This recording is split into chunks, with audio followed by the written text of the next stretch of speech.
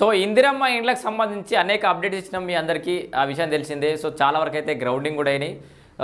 ఇప్పుడు కొత్త అప్డేట్ ఏంటంటే పాత లబ్ధిదారుల వివరాలను ఇవ్వండి అంటే ఇందిరమ్మ ఇండ్లకు సంబంధించి ఇప్పుడు కాదు, గతంలో ఇందిరమ్మ ఇండ్లు శాంక్షన్ అయ్యి తర్వాత కొంత బేస్మెంట్ వరకు కట్టుకొని లేదా కొంత గోడల వరకు కట్టుకొని సొంత పైసలతోటి తర్వాత బిల్లులు రాక ఆగిపోయిన కుటుంబాలు చాలా ఉన్నాయి, చాలామంది లబ్ధిదారులు ఉన్నారు. అట్లా ఇప్పుడు కొత్తగా ఇందిరమ్మ ఇళ్ళకి అప్లై చేసుకున్నారు. తర్వాత ఇల్లు మొదలు పెడదామంటే ఆల్రెడీ శాంక్షన్ అని హౌసింగ్ డిపార్ట్మెంట్లో ఆ వెబ్సైట్లో చూపిస్తుందట. అట్లా అనేక మంది ఉన్నారు తెలంగాణ రాష్ట్రంలో. మీ అందరు చూసిన వాళ్ళు ఎవరైనా ఉంటే కూడా సో మీ గురించే ఈ అప్డేటు. ఇందిరమ్మ ఇండ్లలో ఇప్పుడు ఒక కొత్త విషయం వెలుగులోకి వచ్చింది. పాత లబ్ధిదారుల వివరాలను ఇవ్వండి అని చెప్పేసి అయితే అధికారులు తీసుకుంటారు. ఇందిరమ్మ ఇండ్లపై కలెక్టర్లకు హౌసింగ్ సెక్రటరీ ఆదేశాలు. హౌసింగ్ సెక్రటరీ అంటే మీ ఇందిరమ్మ ఇండ్ల అన్నిటికి సంబంధించి ఆయన సెక్రటరీ, ఆయన అందరు కలెక్టర్లకు ఆదేశాలు జారీ చేసిండు. గతంలో శాంక్షన్ అయిన ఇందిరమ్మ ఇండ్ల వివరాలు ఇవ్వమంటుండు. అవి ఏ స్టేజ్లో ఉన్నాయి, వాళ్ళకి డబ్బులు ఇచ్చినమ్మా లేదా, ఏంది దాని స్టేటస్ ఏందని చెక్ చేసి వాళ్ళకి ఏమైనా ఊరట లభించే అవకాశం అయితే ఉండొచ్చు. చూద్దాం ఒకసారి. ఉమ్మడి రాష్ట్రంలో ఇందిరమ్మ ఇండ్లు మంజూరై, అప్పుడు ఏపీ ఆంధ్రప్రదేశ్ ఉన్నప్పుడు తెలంగాణ విడిపోక ముందుకు ఇందిరమ్మ ఇండ్లు మంజూరై ప్రభుత్వం నుంచి బిల్లులు తీసుకొని వారు ఇంటి నిర్మాణం పూర్తి చేయని లబ్ధిదారుల వివరాలను ప్రభుత్వం సేకరిస్తోంది. ఇది ఒక గుడ్ న్యూస్ అని చెప్పుకోవచ్చు. ఆ నిర్మాణం పూర్తి చేయని వాళ్ళు ఆ వివరాలను పంపాలని జిల్లా కలెక్టర్లకు housing secretary, housing corporation MD VP Gautam ఆదేశాలు జారీ చేశారు.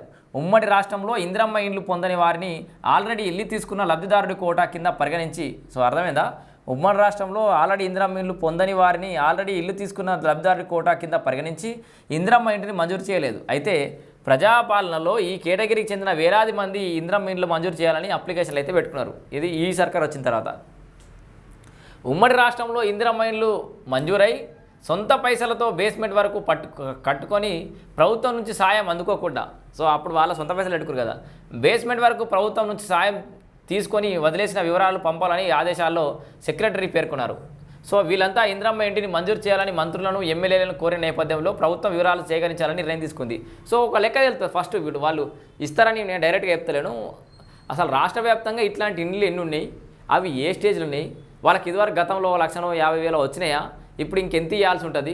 సో ఇట్లా ఓ లెక్కలు తీసుకునే అవకాశం అవుతుంది. దాంట్లో ఎన్ని కోట్ల బడ్జెట్ అయితే మళ్ళీ వీళ్ళకి సపరేట్గా అలాట్ చేయొచ్చని ఒక అంచనాకు వచ్చే అవకాశం ఉంది. కాబట్టి ఫస్ట్ ఆ వివరాలను సేకరించాలని ఈ హౌసింగ్ సెక్రటరీ నుంచి ప్రతి జిల్లా కలెక్టర్కు ఆదేశాలు పోయినాయి. అట్లా ఎవరైనా ఉంటే ఇప్పుడు వాళ్ళు మన దగ్గర రాకముందుకే మీరేమన్నా బేస్మెంట్ స్థాయిలో అయిపోయింది, అండర్ కన్స్ట్రక్షన్లో దాన్ని ఏమంటారు గోడల వరకు కట్టినాము, సొంత పైసలు పెట్టుకున్నాము, అప్పుడు పైసలు రాలేదు అనుకుంటే వాళ్ళు ఎవరైనా ఉంటే వెంటనే సెక్రటరీనో కలెక్టర్నో కలువురి. సో కలెక్టర్ దగ్గరికి పోయి, సార్ అయ్యా సార్ మాది ఇట్లుంది పరిస్థితి, గతంలో ఇట్లా వచ్చింది, ఇప్పుడు వస్తలేదు, లబ్ధిదారుల జాబితాలో ఉంది కానీ మాకు పైసలు వస్తలేవు అని చెప్పేసి అడుగురి, ఏదైనా అవకాశం ఉండొచ్చు. సో ప్రభుత్వం ఏర్పాటు చేసిన ఇందిరమ్మ కమిటీలు సైతం ఇలాంటి ఉదాహరణలను కలెక్టర్ల దృష్టికి తీసుకెళ్లారు. ఈ నేపథ్యంలో వివరాలు వచ్చిన తర్వాత ప్రభుత్వం దృష్టికి తీసుకెళ్లి మిగతా ఇంటి నిర్మాణం పూర్తవడానికి అయ్యే అమౌంట్ ఇందిరమ్మ స్కీమ్ కింద ప్రభుత్వం ఇవ్వాలని భావిస్తున్నట్లయితే మనకు సమాచారం. ఇట్లా గతంలో ఎన్నో ఏళ్ల కింద కట్టించిపెట్టిన ఇండ్లకు కూడా మోక్షం లభించే అవకాశం కూడా ఉంది. సో మరి అది ఎంతవరకు సాధ్యమవుతుంది అనేది చూడాలి. సో ఇందిరమ్మ ఇల్లు పాత గతంలో ఉమ్మడి ఆంధ్రప్రదేశ్ ఉన్నప్పుడు ఇందిరమ్మ ఇల్లు శాంక్షన్ అయ్యి సొంత పైసలతోటి ఎంతో కొంత కట్టి బిల్లులు రాని వాళ్ళకి ఇది ఒక గుడ్ న్యూస్ అని చెప్పుకోవచ్చు.